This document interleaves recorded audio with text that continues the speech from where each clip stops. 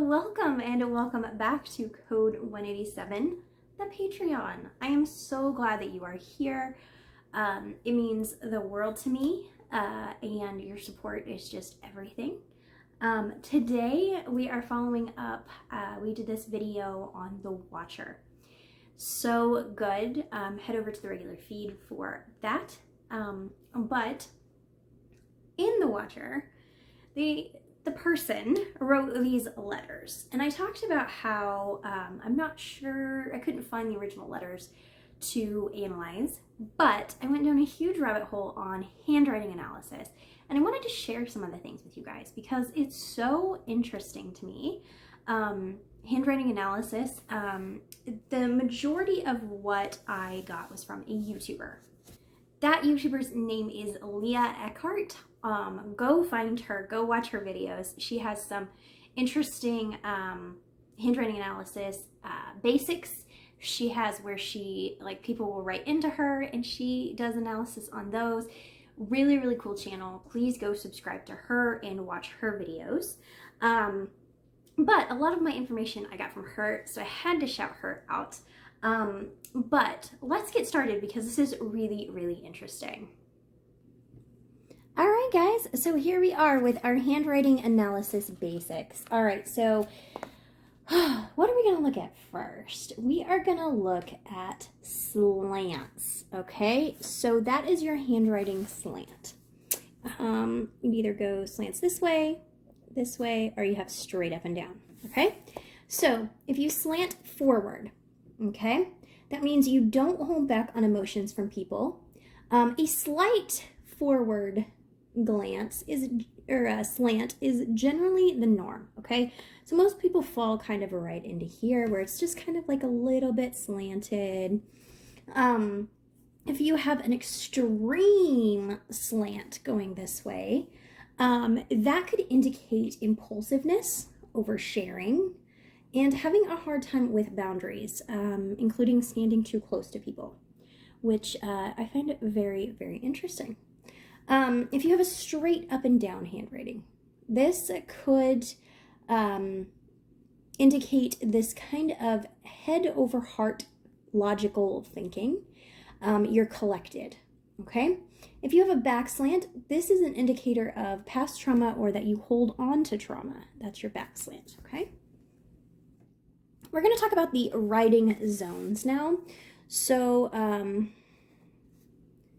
this is kind of your writing zone. Let's say that you wrote the word big, okay? And I did this on purpose.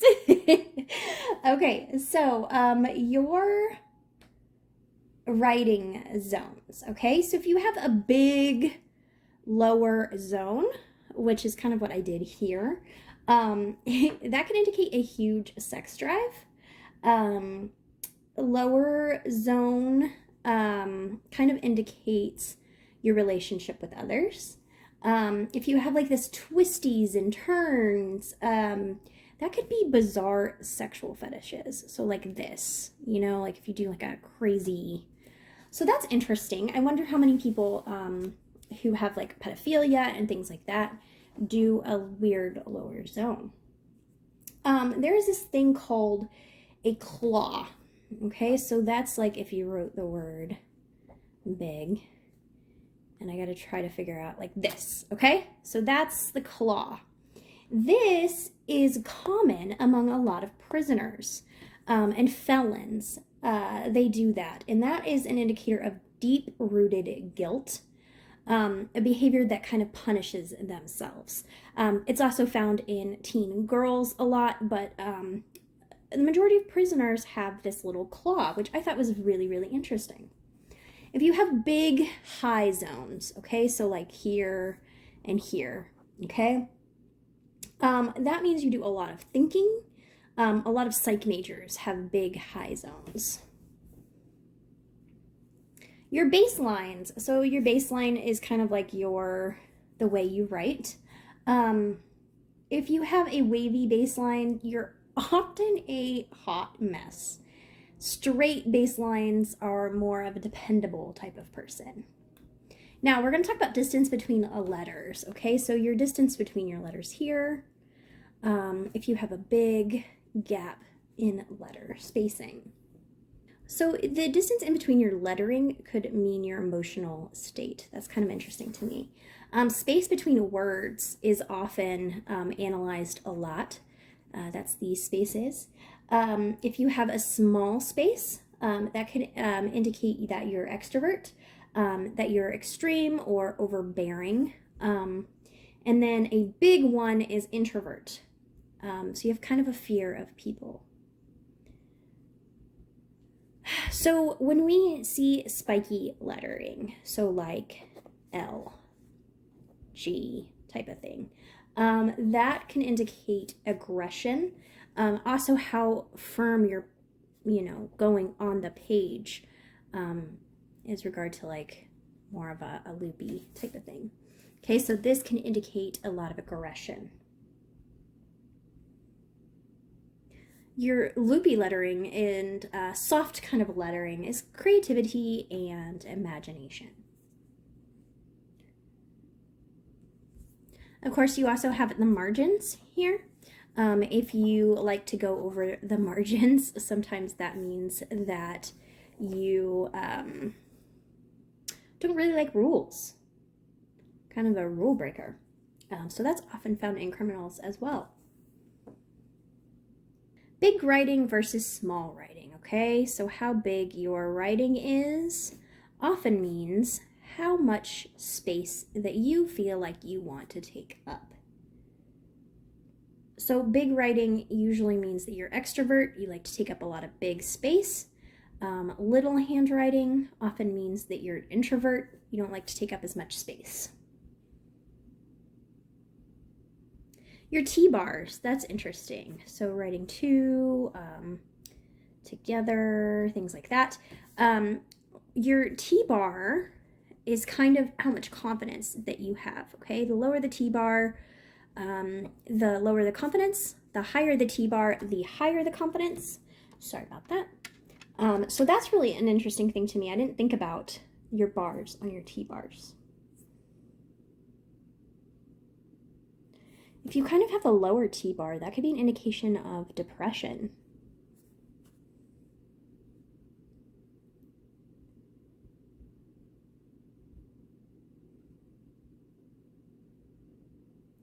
Signatures. Signatures are really interesting. Here's mine. I didn't do my last name because I don't ever write my last name for you guys. It is just Sarah.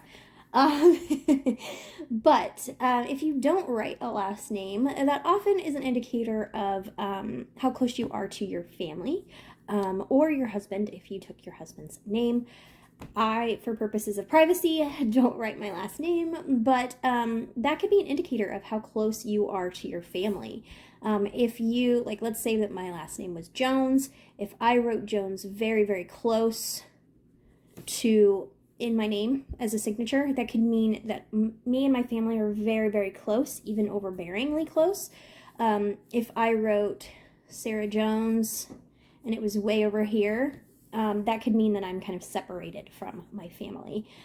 Jones is not my last name, by the way. Your signature is kind of how you want society to see you and how society sees us. So if our signature is nothing like our writing, we kind of have a distance between what society thinks that we are and what we think that we are. And I think that's a very interesting point. If your signature is a lot like your handwriting, that could indicate that you're kind of you get what you see kind of person. You're a very transparent person.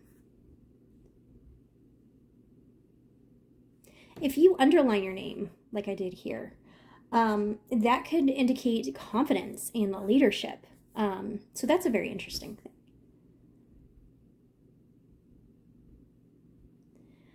You can detect lies in someone's handwriting. So let's say that this was a letter and there's a big space between words. That is because often that they are lying because they're going upon the letter and then they're trying to think up a lie, right? So if I say YouTube is, and then I have this big space and I like do great over here. I was trying to think right here in this space. I mean, YouTube is great. We'll put that together. Here we go. YouTube is great. But I'm just saying that could indicate that there's a lie there because they're trying to think and their hand just keeps going. And then finally they're like, oh yeah. So now we're going to go over the 10 steps to handwriting analysis according to our great friend, Leah Eckhart. So here we go. 10 steps. First, angles and curves. So you're going to want to look at angles and your curves. Lots of angles and sharp lines is aggression and stress. Curves and flow mean that it's coming more easily. Okay? Then you're going to look at your line quality. Is it light or firm on the page? Firm is lots of energy, headstrong, like I said, aggression. Light is gentle, and they are good in decision making. Then you're going to look at your slants, like we talked about earlier. Forward and fast slants are usually very free, emotionally expressive. Slow and cautious is more of a kind of slow and this way slant. Then you're going to want to look at the personal pronoun, the I, okay? It's very interesting how a person writes their I. I love you, okay? So we're going to look at this. This I is how I feel about myself. If you have a big wide base, like if you do like a big I, that means you feel good about yourself. You're taking up space, you're confident, you are in it, right? Small is low self-esteem, okay? So it's interesting that I wrote that like that. A lowercase I means I'm not deserving of an uppercase I, which I'm analyzing my own handwriting and I'm gonna cry because that's terrible. But yes, so if you do like a lowercase I, that means you feel like you're not deserving of that space, that big space of that I. So it's very, very, very interesting. Number 6 is you're going to look at your opinions, okay, and how your opinions change. So let's say that I'm writing a letter, and at the first, I write my mom like this, okay?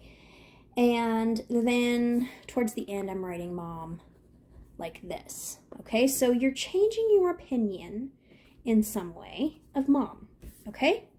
If your I changes, you're, changing your opinion about yourself, which is interesting. Your legibility, so this is interesting. How you write to someone is how much you care to write to that person. So if I'm writing this like super sloppy thing, I might not care as much to write to that person. If I'm taking my time and I write, I love you, right? You're caring about that person. You're wanting to write that person a letter. You're taking your time. But also remember that disabilities change a lot of these things, okay? And also, you also want to remember that this has to be consistent. Like with this I that I did here, if I'm consistently doing this small I, that probably means that I'm not deserving. But if I do it once, maybe that means I'm in a hurry. Maybe that means I just did it there. It needs to be consistent throughout the whole piece of handwriting. And like I said, disabilities change a lot of that as well. We're going to look at the I dots now, okay? So a slash, that means you're impatient. If you're like, you're impatient. You're just like, come on, get this over with. A dot before the stem means you're nervous. A dot after the stem means that you're forward, okay? A dot high means that you're imaginative. All right, and then the next thing that you're gonna wanna look at is your where your capitals are. If you do a capital K, your T-bars, if you do a capital T, that could mean a lot, how much power you have, or self-esteem, things like that. So we look at that. And then the last thing you look at is your signatures. And we talked about signatures down here. So remember to find the consistent in your handwriting.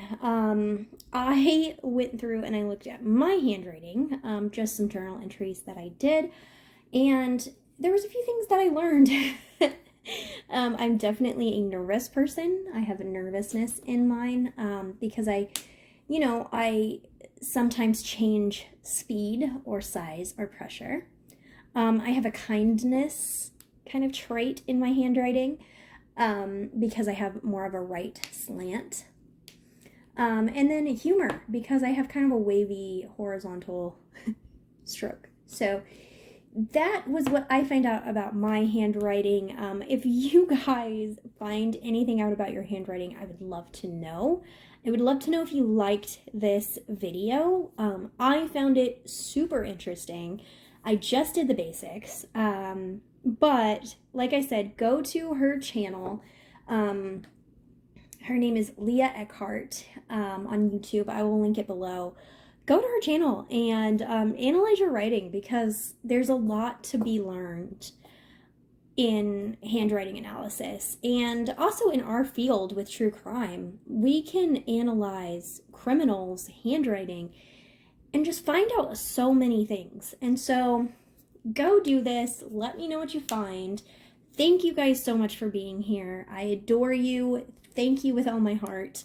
And I will see you guys in the next one. Love you, true crime best friends. Bye.